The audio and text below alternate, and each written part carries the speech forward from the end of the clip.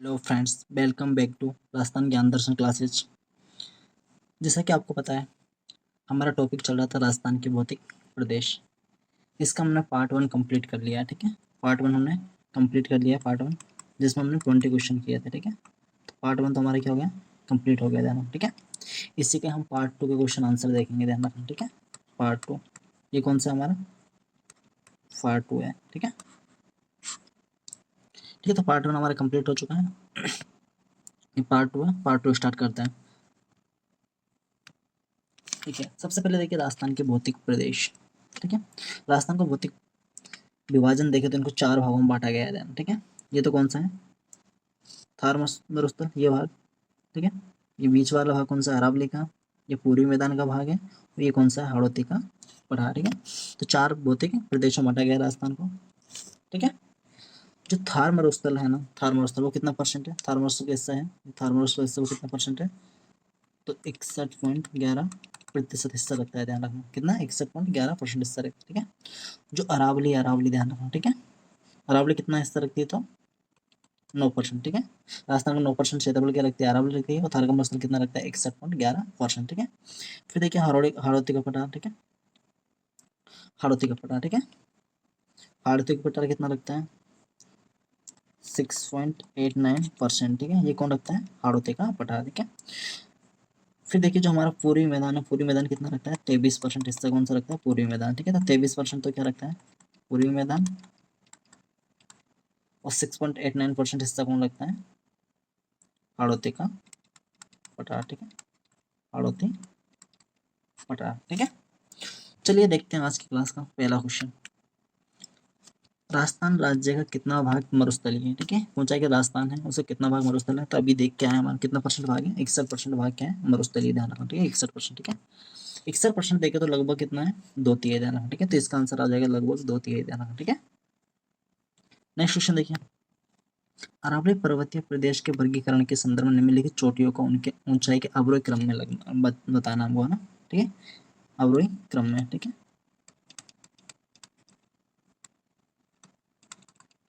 पहले देखिए अवरोही क्रम का मतलब क्या होता है, बड़े से छोटे। ध्यान रखना। ठीक है, अवरोही क्रम का मतलब क्या है, बड़े से छोटे की तरफ। ध्यान रखना। ठीक है, अब इसकी ऊंचाई को जमाना। ठीक है, सबसे पहले देख लेते हैं इनकी ऊंचाई, देख लेते हैं शेर की ना, शेर की, जरगा ना, कुछ चोटियों को नाम दे रखा उनके, जरगा, रघुनाथगढ़, फिर हमारा तारागढ़ है। ठीक है, पहले सबकी ऊंचाई देख लेते हैं एक साथ। ठीक है, देखिए शेर की, शेर की ऊंचाई देखिए तो कितनी है, 1597 मीटर। जरगा की कितनी है, 1431 मीटर।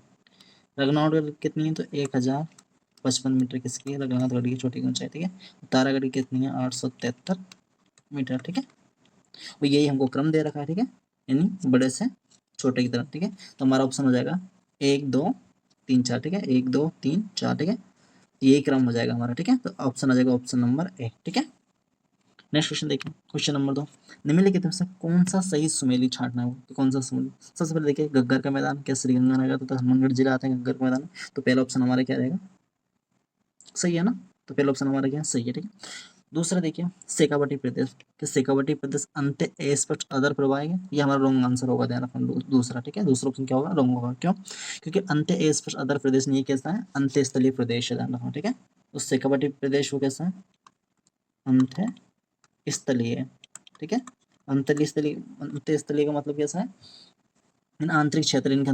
ठीक है, फिर देखिए शेखावटी प्रदेश अंत्य स्पष्ट अदर प्रवाह नहीं है, तो दूसरा ऑप्शन हमारा गलत होगा। ठीक है, दूसरा क्वेश्चन, दूसरा ऑप्शन जिसमें भी वो एलिमिनेट कर देते हैं। ठीक है, यानी सी भी हमारा आंसर नहीं होगा, डी भी हमारा आंसर नहीं होगा। ठीक है, और बी भी हमारा आंसर नहीं होगा, बचा कौन सा, ए ऑप्शन। ठीक है ना, 1 3 4। फिर देखिए तीसरा देखना, छप्पन का मैदान क्या प्रतापगढ़ से बांसवाड़ा के मध्य है, ठीक है ये भी ना, बोराट का पठार के गोगुंदा से कम्बलगढ़ के मध्य है, तो ये भी ठीक है। ठीक है, तो पहला ऑप्शन सही है हमारा, तीसरा सही है, चौथा ही किसमें, ऑप्शन नंबर ए। ठीक है, अब देखिए ये तो हमारा कौन सा हो गया, बोराट का पठार। ठीक है, एक और पठार आता है जिसका नाम है भौमट का पठार। कौन सा पठार है, भौमट का पठार। ठीक है, भौमट का पठार का विस्तार कहाँ पे, देखिए तो इसका विस्तार कहाँ पे है, सिरोही जिले में, प्लस उदयपुर जिले में प्लस डूंगरपुर जिलों में, ठीक है। तो 3 जिलों में विस्तार किसका, भोमट का पठार, सिरोही, उदयपुर और डूंगरपुर में, ठीक है। ये भोराट का पठार अलग है, ठीक है। तो आंसर हो जाएगा हमारा आंसर नंबर 1, ठीक है। नेक्स्ट क्वेश्चन, ये भी ध्यान रखना है, जो ये भोमट का पठार है यहाँ पर कौन सी जाति जनजाति है जो ज्यादा निवास करती है, तो कौन सी है, भील, ध्यान रखना, ठीक है। ठीक है, भील जाति सबसे ज्यादा पाई जाती है भोमट का पठार का, ठीक है। नेक्स्ट क्वेश्चन देखिए, क्वेश्चन नंबर 4, दक्षिणी पूर्वी पठारी प्रदेश की यानी हाड़ौती के पठार की बात कर रहे हैं, उसके संबंध में निम्नलिखित कथनों पर हमको विचार करना है। ये क्षेत्रफल की दृष्टि से राजस्थान का सबसे छोटा भौतिक प्रदेश है, तभी देख के आए हम ना, ठीक है। क्षेत्रफल की दृष्टि से सबसे छोटा भौतिक प्रदेश है ना, देखे थे ना अभी कि इनके क्षेत्रफल कितना 6.89%, ठीक है। तो सही है, पहला ऑप्शन हमारा सही है। दूसरा, इसकी उत्पत्ति क्रेटेशियस काल से ज्वालामुखी के दरारी उद्गार से हुई है, तो ये ऑप्शन भी सही होगा ध्यान, ठीक है। ये इसकी भी किस उत्पत्ति देखे तो क्रेटेशियस काल में किससे हुई है, ज्वालामुखी के दरारी उद्गार से हुई। फिर देखिए यहाँ मुख्य रूप से वर्टिसोलियन काली मिट्टी पाई जाती है, तो ये ऑप्शन हमारा क्या होगा, ठीक होगा ध्यान, ठीक है। इस प्रदेश में कैसी चट्टान पाई जाती है, बेसाल्ट चट्टान, ठीक है। ज्वालामुखी को उद्गार से, ठीक है, ज्वालामुखी को उद्गार हुआ, उनसे कौन सी चट्टानों का निर्माण हुआ, बेसाल्ट चट्टानों का, ध्यान, ठीक है। बेसाल्ट चट्टानों का निर्माण हुआ, ठीक है।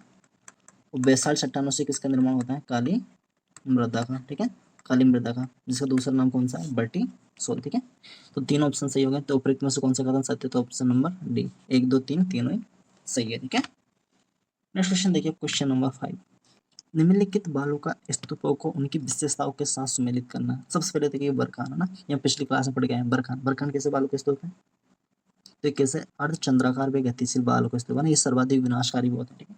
तो अर्धचंद्राकार व गतिशील बालों के स्तूप कौन से, बरखान, ठीक है। तो पहले में क्या जाएगा, बी, ठीक है। तो पहले में बी किसमें, ए और सी में, यानी डी और बी तो वैसे एलिमिनेट हो जाएगा, ध्यान, ठीक है।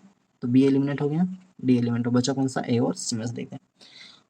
फिर देखिए सब्र काफी, ये कैसा है, छोटी झाड़ियों के सहारे, ध्यान रखना, ठीक है। ये छोटी झाड़ियाँ रहती है, उनके सहारे कौन से बनता है, तो कौन सा बालों का स्तूप बनता है, सब्र काफी। तो चौथे में क्या हो जाएगा, सी, चौथे में सी, ए में भी है, अभी सी में भी है, देखिए ना। नेक्स्ट देखिए, अनुप्रस्थ बालों का स्तूप, ध्यान रखना, ठीक है। अनुप्रस्थ बालों का स्तूप, तो अनुप्रस्थ कैसे होता है, पवन की दिशा के लंब, ध्यान रखना, ठीक है। तो पवन की दिशा के लंब बनते हैं वो कैसे होते हैं, अनुप्रस्थ, और जो बचा कौन सा, अनुदैर्ध्य, अनुदैर्ध्य क्या होता है, पवन की दिशा के समानांतर, ठीक है। तो अनुदैर्ध्य पवन की दिशा के समांतर बनेगा, अनुप्रस्थ पवन की दिशा के लंब बनेगा, ठीक है। तो हमारा ऑप्शन क्या हो जाएगा, पहले में बी, दूसरे में क्या हो जाएगा, ए, यानी हमारा आंसर क्या हो जाएगा, ऑप्शन नंबर ए आंसर, ठीक है, ठीक है। तीसरे में डी आ जाएगा, चौथे में क्या है, सी ऑप्शन, ठीक है। नेक्स्ट क्वेश्चन देखिए, क्वेश्चन नंबर 6, पर्वत शिखर ऊंचाई मीटर से सुमेलित नहीं है, ये कौन सा पर्वत है जिसकी ऊंचाई सुमेलित नहीं है, झारोला पहाड़ के 588 मीटर इसकी ऊंचाई है, ठीक है, ठीक है ना, सही है ना। नागपानी, इसकी ऊंचाई क्या 867 मीटर है, ये भी ठीक है। सज्जनगढ़ के इसकी ऊंचाई 938 मीटर है, ये भी ठीक है। रोजा भागर की ऊंचाई कितनी दे रही है इसमें, 869 मीटर, लेकिन रोजा भागर की ऊंचाई देखिए तो कितनी होती है, ध्यान रखना, रोजा भागर की ऊंचाई 730 मीटर, ठीक है। तो रोजा भागर की ऊंचाई कितनी होती है, 730 मीटर, यहाँ पे दे रहेगा 869 मीटर, यानी ये सुमेलित नहीं, ऑप्शन नंबर क्या जाएगा हमारा डी, ठीक है। बाकी जोरालो पहाड़ की ऊंचाई कितनी है, 588 मीटर है, नागफनी की 867 मीटर है, सज्जनगढ़ की 938 मीटर है।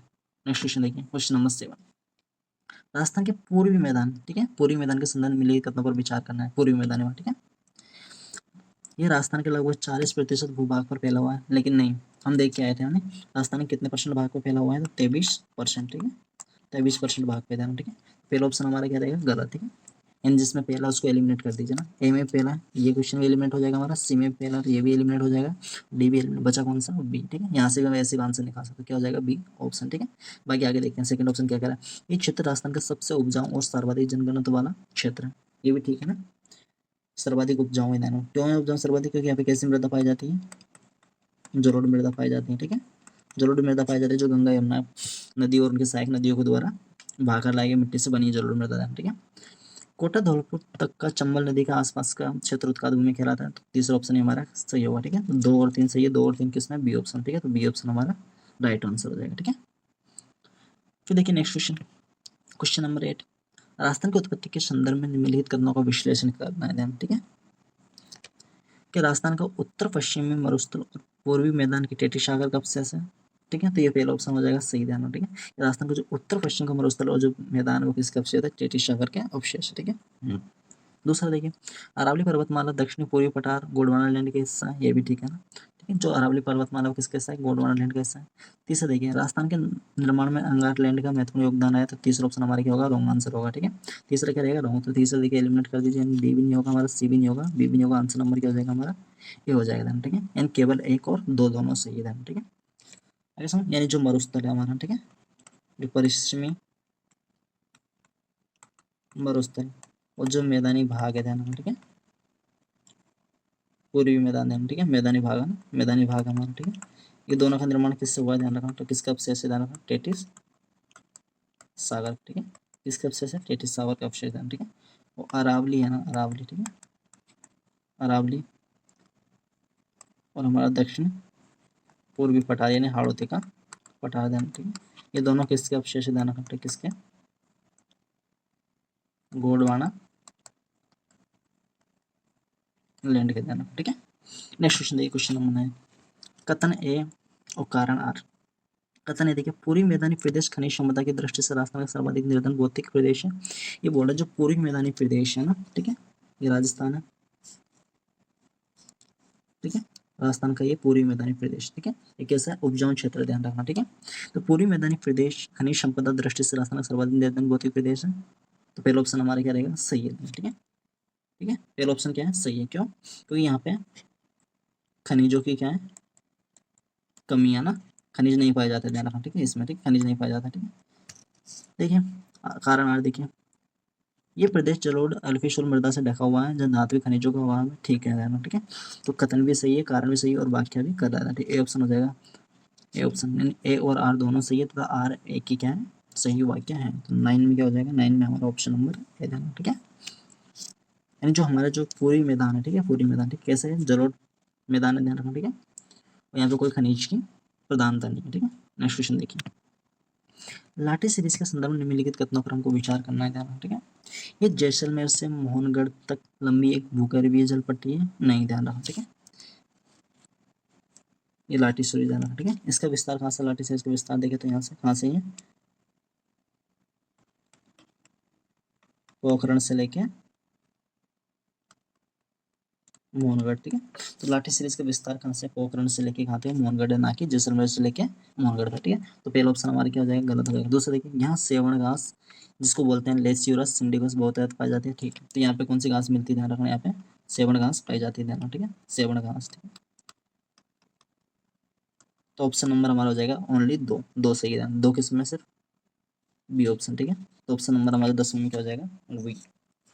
नेक्स्ट क्वेश्चन देखिए, क्वेश्चन नंबर 11, निम्नलिखित में से कौन सा युग्म सही सुमेलित नहीं है। ठीक है, निम्न में से कौन सा युग्म सही सुमेलित नहीं है, चंबल, चरमण्यवती। ठीक है, तो चंबल का प्राचीन नाम था चरमण्यवती। ठीक है, मेवल, पठार, सही है भी, रघुनाथगढ़ एक अरावली का दलदल नहीं, रघुनाथगढ़ क्या है, एक अरावली की चोटी, ध्यान रखना। ठीक है, तो ये ऑप्शन हो जाएगा सी ऑप्शन। ठीक है, तो रघुनाथगढ़ तो क्या है, एक अरावली की चोटी, ध्यान रखना। ठीक है, अरावली क्या है, चोटी ना कि दर्रा। ठीक है, इसकी चोटी की ऊंचाई कितनी, रघुनाथगढ़ की अभी देख के आए कितनी थी, 1055 मीटर, ध्यान रखना। ठीक है, नागफनी अरावली की चोटी है, सही है, ध्यान रखना। ठीक है, तो ऑप्शन नंबर हमारा हो जाएगा सी। ठीक है, चंबल है, चंबल को वर्तमान में किस नाम से जाना जाता है, ध्यान रखना। ठीक है, तो चंबल का उपनाम कौन सा है, चंबल का उपनाम ध्यान रखना, चंबल को बोलते हैं कामधेनु, ध्यान रखना। ठीक है, तो चंबल का उपनाम कौन सा है, कामधेनु। ठीक है, तो प्राचीन नाम क्या इसका क्या था, चरमण्यवती। नेक्स्ट क्वेश्चन देखिए, राजस्थान के पश्चिम मरुस्थल प्रदेश के बारे में कौन सा कथन सत्य है, ठीक है, जो पश्चिम का मरुस्थल है उसका कौन सा कथन सत्य है, देखिए,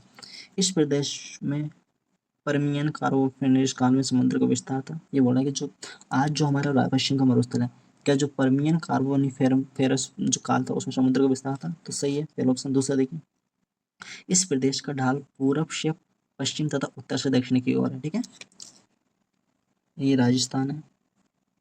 ठीक है, ये हमारा ये हिस्सा कौन सा है, मरुस्थल का। ठीक है, ये कैसा है, मरुस्थल, पश्चिम मरुस्थल का कितना है, 61.11%। ठीक है, ये बोल रहा है कि इस प्रदेश का जो ढाल पूर्व से पश्चिम की ओर है, ठीक है, ये पूर्व यानी इधर से ना, इधर से क्या पूर्व से पश्चिम की ओर, देखिए दूसरा कलर ले लेते हैं। ठीक है, यानी पूर्व से ये पूर्व से पश्चिम की ओर है, इधर की तरफ। ठीक है, पूर्व से पश्चिम की ओर, क्या बोल रहा है, उत्तर से दक्षिण की ओर, यानी उत्तर इधर से दक्षिण की ओर है, तो उत्तर से दक्षिण। ठीक है भाई, जो भी हमारी नदियाँ निकलती हैं, अभी अरावली सारी नदियाँ वो कहाँ जाती हैं, अरब सागर में, अरब सागर में ऐसे जाती है, ध्यान। ठीक है, तो यहाँ पूर्व से पश्चिम की ओर और ऊपर से नहीं जा रही, उत्तर से दक्षिण की ओर, ठीक है। तो दूसरा ऑप्शन भी क्या हो जाएगा, सही, ठीक है।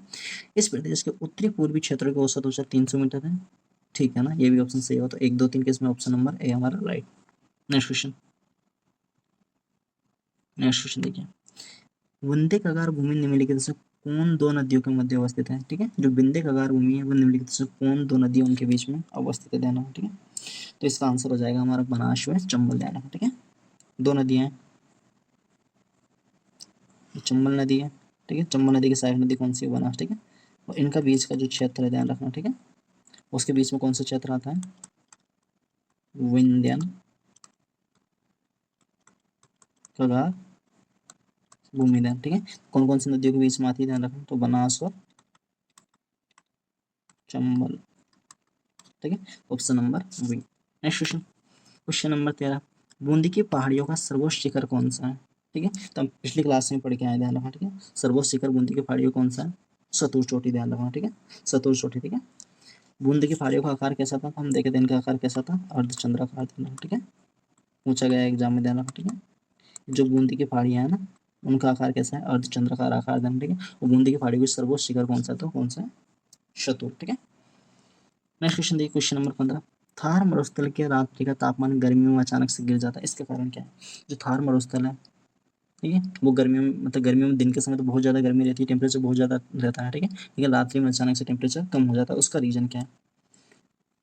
पहला ऑप्शन देखिए हमारा क्या दे रखा है, कि वातावरण की शुष्कता के कारण है, ठीक है ना, ठीक है। वातावरण की शुष्कता, ये भी स्वच्छ आकाश, ये भी ठीक है। मिट्टी के बलुई प्रकृति व वनस्पति का अभाव, ये भी ठीक है। थार के मरुस्थल में कम जनघनत्व होना, ध्यान, ठीक है, ये कोई रीजन नहीं है, ठीक है। कि थार के मरुस्थल में जनसंख्या कम होना, ये कोई रीजन हमारा नहीं है। किसके रीजन नहीं है, तापमान के गिरने का, ठीक है। तो चौथा ऑप्शन एलिमिनेट कर दीजिए ना, यानी बी एलिमिनेट हो गया हमारा, सी एलिमिनेट हो गया, बचा कौन सा, वातावरण की शुष्कता, स्वच्छ आकाश और मिट्टी की बलुई प्रकृति वनस्पति का अभाव, है ना। इनके कारण क्या होता है, गर्मियों में अचानक से क्या होता है, तापमान रात्रि में गिर जाता है, ठीक है। तो ऑप्शन नंबर हमारे कौन सा हो जाएगा, ऑप्शन नंबर डी, ठीक है। ऑप्शन नंबर कौन सा हो गया यहाँ पे, डी, ध्यान रखना, ठीक है। ये हमारा राइट ऑप्शन कौन सा हो जाएगा, डी, यानी 1 2 3, ठीक है। नेक्स्ट क्वेश्चन देखिए, क्वेश्चन नंबर 16, निम्नलिखित में से देहली सेल समूह गर्मियों में अचानक गिर जाता है, इसका प्रमुख कारण क्या है। सॉरी, ये मिस टाइप हो गई है क्वेश्चन की, ठीक है, ठीक है, मिस टाइपिंग हो गई, देखिए, है ना। निम्नलिखित में देहली सेल समूह गर्मियों में अचानक गिर जाता है, इसका प्रमुख कारण, ठीक है। इसी के ऑप्शन आ गए, ध्यान रखना, ठीक है। इसी को पिछले क्वेश्चन के ऑप्शन डाल दिया था, ठीक है। ठीक है, ये क्वेश्चन देखिए, क्वेश्चन क्या होगा, 16 नंबर क्वेश्चन क्या हो सकता है, लेकिन एक क्वेश्चन था निम्नलिखित में दिल्ली शेल समूह, है ना, दिल्ली शेल समूह, ध्यान रखना, ठीक है। उसका कौन सा हिस्सा नहीं है निम्न में से, ध्यान रखना, ठीक है। ये दिल्ली जो सेल समूह, उसका कौन सा हिस्सा नहीं, ये जो ऑप्शन हमको दे रखा है, ठीक है। तो इसका हो जाएगा उदयपुर समूह, ध्यान रखना, ठीक है। कौन सा हो जाएगा, उदयपुर समूह, ध्यान, ठीक है। 16 में क्या हो जाएगा, डी, ध्यान रखना, ठीक है। जो निम्नलिखित दिल्ली शेल समूह का हिस्सा नहीं है, ध्यान, ठीक है। दिल्ली शेल समूह का हिस्सा कौन सा नहीं है, उदयपुर समूह नहीं, बाकी अजबगढ़ समूह है, रायलो समूह है, अलवर समूह है, कौन सा नहीं है, उदयपुर समूह नहीं है, ध्यान रखना, ठीक है। नेक्स्ट देखिए, अरावली पर्वतमाला की उत्पत्ति के संबंध में कौन से कथन है सत्य, देखिए। अरावली पर्वतमाला विश्व के प्राचीनतम बलित पर्वतमाला में से एक है, सही है।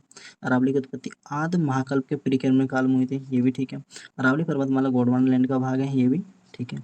अरावली की अरावली की उत्पत्ति के समय अरावली की ऊंचाई लगभग 2800 मीटर थी, तो ये ऑप्शन ही हमारा क्या हो जाएगा, सही हो जाएगा, ठीक है। तो 17वें ऑप्शन क्या हो जाएगा, ऑप्शन नंबर डी, यानी चारों कथन सत्य, ध्यान रखना, ठीक है।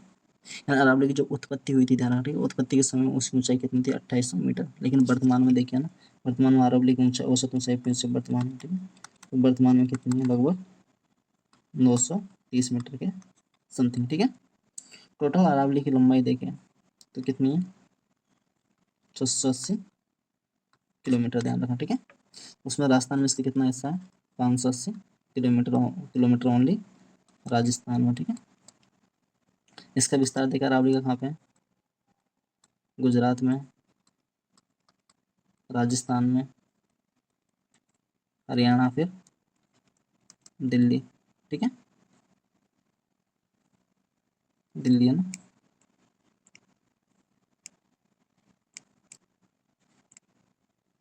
दिल्ली, ध्यान रखना, ठीक है। नेक्स्ट क्वेश्चन देखिए, क्वेश्चन नंबर 18, राजस्थान के पूर्वी मैदान में कौन सा नदी बेसिन सम्मिलित नहीं है? पूर्वी मैदान की बात करना, ठीक है, राजस्थान है इसके पूर्वी मैदान, ठीक है। ये पूर्वी मैदान में कौन सा नदी बेसिन सम्मिलित नहीं है? चंबल बेसिन क्या पूर्वी मैदान में आता है? सही है, चंबल बेसिन ना पूर्वी मैदान का भाग है, ठीक है। लूनी बेसिन पूर्वी मैदान का भाग नहीं है, ध्यान रखना, ठीक है। लूनी बेसिन पूर्वी मैदान, ठीक है। ये तो कहाँ जाता है? मरुस्थल में आ जाती है ना, लूनी नदी मरुस्थल में आ जाती है, ठीक है। तो दूसरा ऑप्शन नहीं होगा। जवाई बेसिन ये भी नहीं होगा। माई बेसिन के पूर्वी मैदान का भाग है माई बेसिन। माई बेसिन कहाँ पड़ता है? चंबल बेसिन के पूर्वी मैदान में आता है, सही है ना, ठीक है। लूनी बेसिन पूर्वी मैदान का भाग नहीं है, ये कैसा है?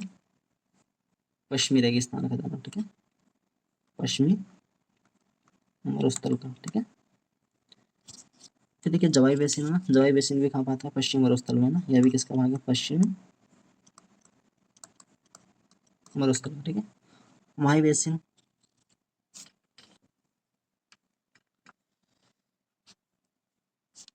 माही बेसिन क्या आपसे पूछा? राजस्थान के पूर्वी मैदान कौन सा नदी बेसिन सम्मिलित नहीं है? माही बेसिन सम्मिलित है क्या? माही बेसिन कहाँ पे? दक्षिण राजस्थान में, ध्यान रखो, ठीक है, दक्षिणी राजस्थान में, ठीक है, इन मैदानी प्रदेश में आता है, ठीक है। तो ऑप्शन हो जाएगा हमारा ऑप्शन नंबर बी, 2 व 3, ठीक है। पूछे क्या है? नदी बेसिन सम्मिलित नहीं है, सम्मिलित नहीं तो कौन सा हो जाएगा? ऑप्शन नंबर 2 और 3 है ना, ये दोनों शामिल नहीं है, ठीक है। ये पश्चिमी रेगिस्तान में आ जाता है, ठीक है। बाकी चंबल बेसिन और माही बेसिन का विस्तार कहाँ पे है? पूर्वी मैदानी भाग में, ठीक है। नेक्स्ट क्वेश्चन देखिए, निम्नलिखित से पश्चिमी राजस्थान में धूल भरी आंधी चलती है, इसके लिए उत्तरदायी कारण, तो ध्यान रखना संवेदनीय धारा, ठीक है। 19वां में क्या हो जाएगा? बी ऑप्शन, ठीक है, संवेदनीय धारा के कारण क्या चलती है? धूल भरी आंधी चलती है पश्चिमी रेगिस्तान में, ठीक है। आज की क्लास का लास्ट क्वेश्चन देखिए, निम्नलिखित कथनों में असत्य कथन चुनना है। राजस्थान में मालपुरा करौली का मैदान के अंदर बनास बेसिन का भाग है, सही है। राजस्थान में विंध्य खगार भूमि के चंबल और बनास नदियों के मध्य स्थित है, विदय क्या है? सही है ना।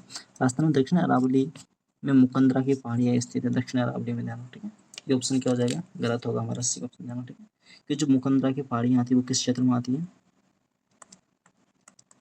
हाड़ौती पठार का, ध्यान रखना, ठीक है।